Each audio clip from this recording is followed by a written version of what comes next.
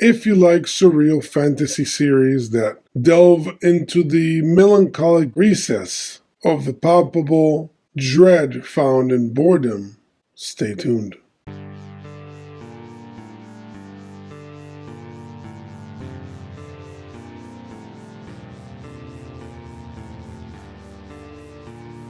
Welcome to Biblicultus, where I review books that I find interesting in the topics of religion, philosophy, history, and fiction. Please remember, subscribe to the channel, click the bell for notifications, like the video, share the video, and comment on the video. Also, remember to follow me on X, and if you're interested to support the channel, go to my store and get some of the merch. It will really help the channel out grow little by little, so I really appreciate it. In this episode, I'm going through the book Abarat by Clive Barker. Now, this is the first book in a large series, so I will obviously start with this first volume, and I will go eventually through the entire series. So as I go through it, I will post it, and I'll make a playlist of Clive Barker, since I've done a few of his works, so I would think it makes sense to make it into a whole section. And as I go through the series, I'll post them there. Now, this edition is by HarperCollins, 2002. I want to point out that this edition in particular is wonderful because of the art. And I believe almost every edition of Abarat has the art, because Clive Barker did about 300 oil paintings on this world of Abarat before he even began writing. So by the time he began the series, he started using a lot of the paintings as part of the book itself, which gives it a beautiful texture when you read it. And I think it wouldn't really make sense to read the work without the paintings. So keep that in mind. I'm not sure if there is an edition without the paintings, but if there is, focus on the one with the paintings for sure. Now, this is a fantasy novel and a fantasy series, and it has a nautical component that I was not expecting when I started the work, but it doesn't really overcome the narrative in any way. It is primarily a backdrop. Now, it is the primary backdrop, but I wouldn't really tell people that it is a nautical fantasy per se. And I think it's because Barker was really good at constructing the novel in a way that you just don't notice it as much.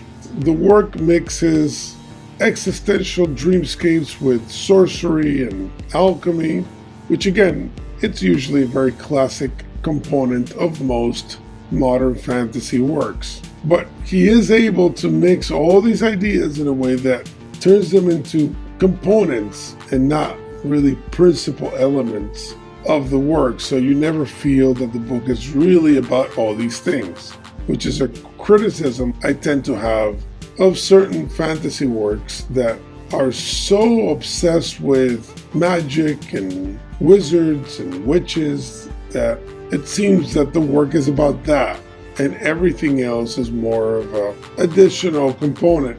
Whereas here, it seems the other way around. It seems that the main topic really surrounds the emotions and perceptions of the main character, and all these fantasy-like aspects are just part of the tapestry, but not really the main component.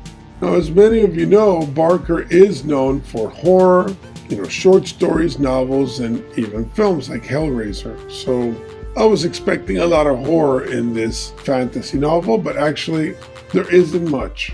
And I think that's a positive because it's a surprise.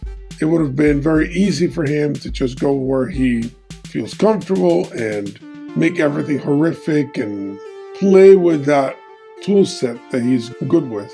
I mean, there's obviously some descriptions that would fit horror, but it's really not the main dynamic in this book. And I think that's a point in his favor. Now, I like the main character. Her name is Candy. I'm not going to go into details because I don't want to spoil the work, but this main character is very interesting because of the backdrop. It fits into kind of like a classic fantasy infrastructure of a young person who feels bored or is particularly disappointed with her life and the world itself, and then some kind of gateway opens in which they can cross over and see an alternative universe. So that element is definitely there, but I think that the way he opens the gates and pushes through the character is very clever. And there's a part in the work where she mentions that the stars are different in Abarat than in her world.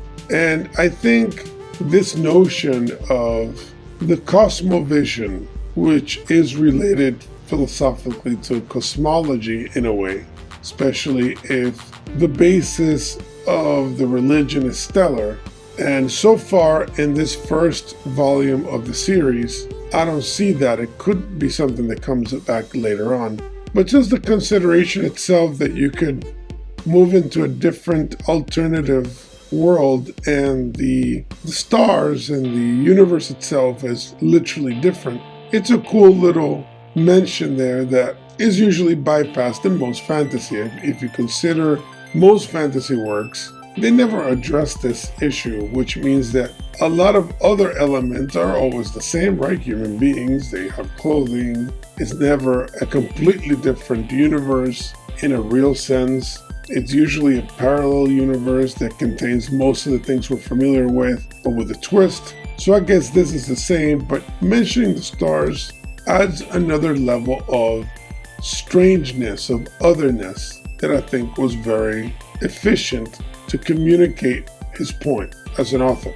Now, I do have a favorite section in the work, and it's actually a short little poem that Barker placed in front of each section, but there's one in particular I would like to read because it stood out to me. And it's called Where is When? The day is words and rage. The day is order, earth and gold. It is the philosophers in their cities. It is the map makers and their wastelands. It is roads and milestones. It is panic, laughter, and sobriety.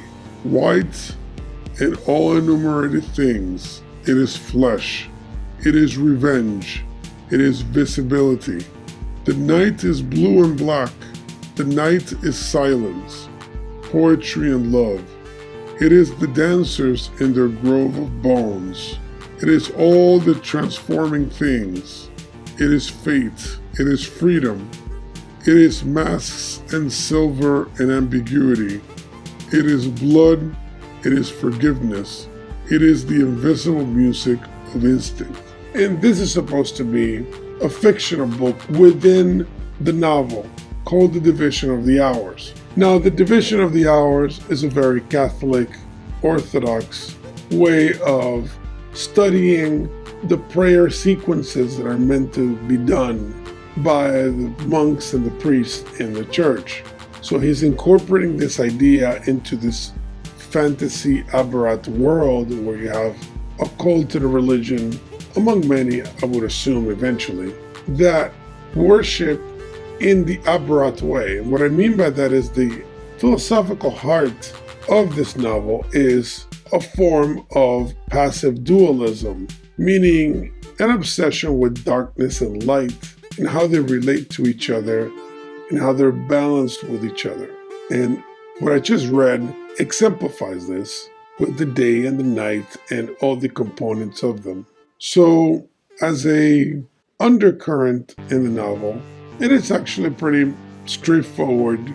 Nothing too crazy with it, not too fancy, just straight up dualism, kind of an Eastern conception of the yin and the yang, the dark and the light.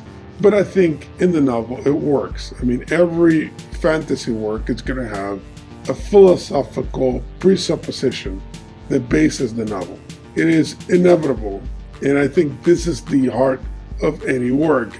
If someone decides I want to write a fantasy novel, this will be the first issue that they have to answer. And if they don't think about it openly, it's going to be there unconsciously, but it's going to be there. Now, Abarat is divided also into islands, and all of these are obvious archetypal symbols that are placed in this geographical style. And in the last section of the book, you will see each island being described and its characteristics. And again, this is pretty common in fantasy works where you have a map and it's part of the world building process for you to be familiar with this. So he does the same thing. I think he does it in a very efficient way. Now, I do want to point out that this is a children's book and it is meant to be directed at that audience, although I would say that the artwork and the sensibility of the work is really not that kid-friendly. I mean, I guess it depends on the child and it depends on their mood, but I would suggest a parent read the book first and then consider how to address it or how to present it to a child. I'm not saying it's bad, I'm just saying that the elements of the work are really clearly an adult-oriented book. I mean, its theme and its presentation seems to be highly enjoyable for an adult. So I read it as if it was meant for me, even though clearly it is classified as a children's book and it is structured as a children's book. The names of the characters, etc., pretty clearly directed at children, but I still think it's enjoyable for adults. But I think it depends on the age of the child. I think they could enjoy as well. So wrapping up this very short review, because again, I'm going to get a bigger picture when I read the entire series, but I wanted to start with this first one, which it's a pretty good standalone novel, I would say.